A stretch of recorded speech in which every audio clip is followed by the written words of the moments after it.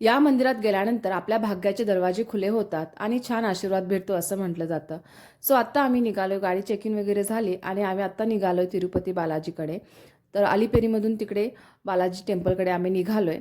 So गेल्यानंतर ना शार्वीच्या पप्पांनी अचानकच ठरवलं की त्यांना केसदान करायचं आहे. सो दीपूने सुद्धा केसदान केले आणि त्यांनी सुद्धा, कारण ना शार्वीचे पप्पा नेहमी दरवर्षी बालाजीला येतात. त्यांची खूप श्रद्धा आहे या देवाकडे.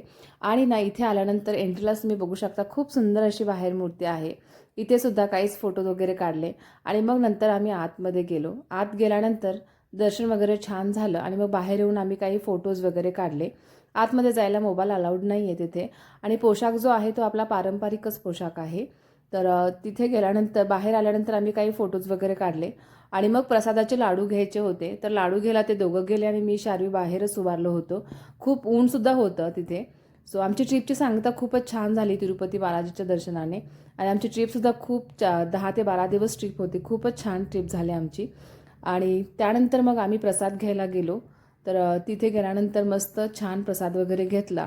दर्शनही खूप छान झालं. तर असा होता आमचा दिवस. तर व्हिडिओ आवडला तर नक्की लाईक करा, शेअर करा आणि सबस्क्राईब अजूनही केलं नसेल तर माझ्या चॅनलला सबस्क्राईब नक्की करा. भेटूया पुन्हा. तोपर्यंत बाय बाय.